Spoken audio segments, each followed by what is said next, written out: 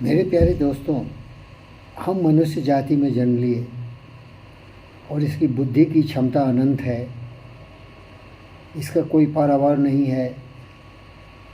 बहुत लोगों ने इसका अनुसंधान किया, इसके बारे में सोचने समझने की कोशिश की और हमें इसको बताने का प्रयास भी किया, लेकिन ऐसा देखा गया है कि लोगों ने बुद्धि का प्रयोग नहीं किया और रास्ते से भटक गए। ज़िंदगी नरक बन गया। तरह तरह के लोग आए, उनकी मानसिक परिस्थिति को और मुसीबतों में डाल दिया। बुरे बुरे विचार, मार काट, लूटपाट, कुरास पर चला दिया। कुविचारों से उनके मस्तिष्क को मलिन कर दिया, धूमिल कर दिया। और इसका परिणाम आज आप देख रहे हैं कि पृथ्वी धू धू के जल रही है। नफ़रत, नाराज़गी, काम, क्रोध, मजलूम, ईर्ष्या, द्वेष में छोटे बड़े कीड़े मकोड़े जैसे जीने वाले लोग तो जी रहे हैं। बड़े बड़े राष्ट्राध्यक्ष, पुतिन हो, बाइडेन हो, जेलेंस्की हो या अन्य राष्ट्र के अध्यक्ष हो, वो भी लड़ाई झगड़े में अपनी दुनिया की संपदा को बर्बाद कर रहे हैं। शी जिनपिंग हो, बिल्कुल परमानेंट शाश्वत राज करने के लिए जनता का अनदेखी करते हुए केवल स्वार्थ सिद्धि में लगे हुए हैं। इसलिए मैं सबों से निवेदन करता हूँ कि जीवन का उद्देश्य केवल राज भोगना नहीं है। जीवन का उद्देश्य केवल सर्वशक्तिमान होना नहीं है। जीवन का उद्देश्य है कि कम से कम में हम संतुष्ट रहें, लेकिन उस संतुष्टि के लिए बहुत आवश्यक है, जिसको कि हमारे कबीरदास जी ने कहा था, साई इतना दीजिए जामे कुटिम समाए, मैं भी भूखा ना रहूं साधुन भूखा जाए। गोधन गधन बाजधन औरतन धन कान, जो पावे संतो धन सब धर धूर समाए। तो ये जो पहला दोहा आपने सुना कि बुनियादी आवश्यकता की पूर्ति आवश्यक है, उस आवश्यकता की पूर्ति के लिए हमें कुछ न कुछ सफल होना है। सफल होने का मतलब है कि हमें कामयाब होना पड़ेगा, हमको उपयोगी होना पड़ेगा। अगर हम लोगों की सेवा करेंगे तो उसके बदले में हमें मिलेगा, जिससे कि अपने जीवन को हम लालन पालन कर सकें। हमारे सबसे प्रिय और एक महान दार्शनिक, लेखक और मनोवैज्ञानिक अब्राहम मैस्लो ने एक पिरामिड दिया था, पिरामिड्स ऑफ नीड्स, जिसमें उन्होंने कहा था फिजियोलॉजिकल नीड्स। हमें हमेशा प्रयास करना चाहिए कि हमारे रोटी कपड़ा मकान की समस्या, हमारे जितने भी जीने के लिए जल, वायु, घर इत्यादि है, उसकी समस्याओं का समाधान हो। माता पिता के रहते हुए तो बच्चों को माता पिता से सारे कुछ मिल जाते हैं, लेकिन एक दिन बालक जब बड़ा होता है, बालिका बड़ी होती है, तो उसको अपने पैर पर खड़ा होना होता है और उसे हमेशा कुछ धन दौलत कमाने पड़ते हैं, जिससे कि जीवन जिया जाए। और ये बहुत ही महत्वपूर्ण है। इसीलिए मैं आपको बोलता हूँ कि जानवर की तरह केवल मत जिए, सोचिए, चिंतन कीजिए। कुछ लोग तो बहुत गरीब पैदा हुए, माता पिता भी अत्यधिक गरीब थे, लेकिन वो लोग दुनिया में सबसे धनी बन गए। अगर आप इतिहास के पन्ने को पलटेंगे तो हमारे जो गुरु हैं एंड्रू कार्नेगी, देखिए बहुत गरीब थे। उनके माता पिता स्कॉटलैंड से अमेरिका चले गए और वहाँ जाके उन्होंने स्टील इंडस्ट्री खोला और बाद में एंड्रू कार्नेगी दुनिया के सबसे महान हुए। हेनरी फोर्ड की भी ये स्थिति थी।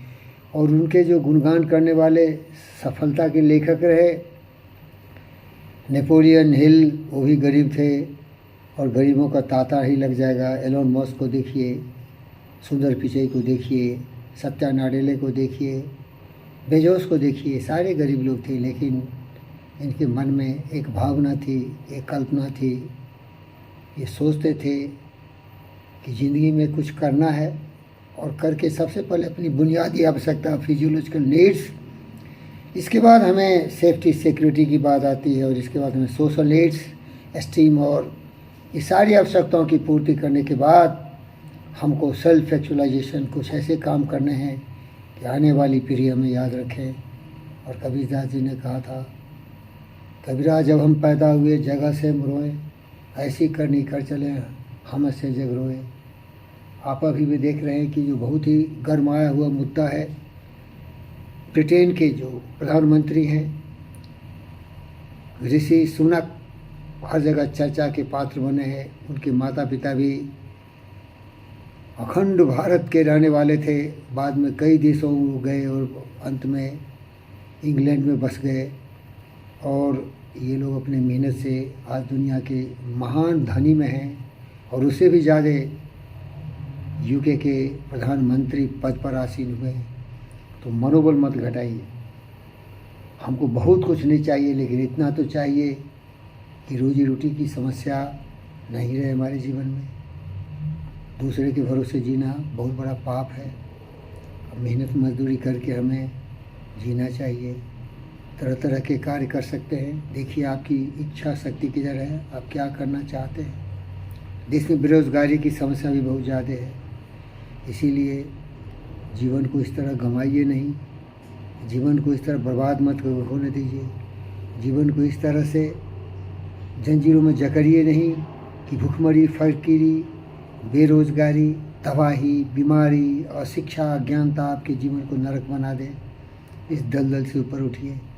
इसमें सबसे महत्वपूर्ण उत्तरदायित्व होता है माता पिता का कि अपने बच्चे को सही दिशा दिखाए। हमारे जैसे लोग थोड़ा सा तो रोशनी जरूर मिला था जुगनू की तरह, लेकिन बाद में कुछ ऐसा मार्गदर्शन नहीं हुआ।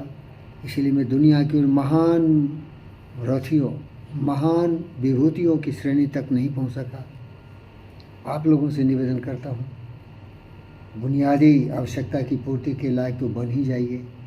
इसके बाद जीवन की पूर्णता देखिए। किसी से हमें तुलना नहीं करना है। हम जहाँ रहें खुश रहें।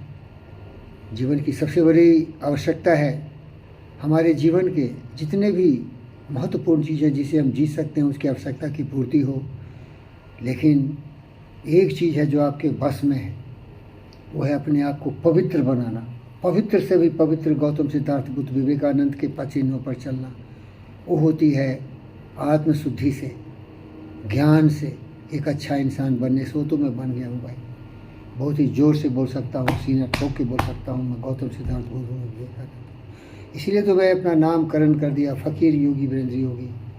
लेकिन इससे कहाँ काम चलता है भाई। खाने को भी चाहिए, रहने को भी चाहिए, कपड़े लत्ते भी चाहिए। तो 4-10 हमारे जो हम पर निर्भर करते हैं उनके लिए भी तो कुछ उपकार करना चाहिए।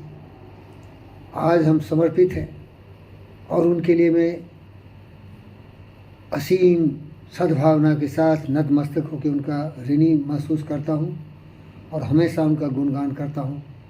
अगर आपने कभी भगवान का नाम सुना होगा, कभी जन जनार्दन का नाम सुना होगा, जगदीश का नाम सुना है, तो हे मेरे गुरुदेव, उनके आशीर्वाद से जहाँ मैं बैठा हूँ, जो कुछ भी यहाँ देख रहे हैं, यहाँ के वातावरण, यहाँ की सब कुछ देख लीजिए, सब उन्हीं का दिया हुआ है और उन्हीं के आशीर्वाद से मैं यहाँ सुरक्षित महसूस कर रहा हूँ।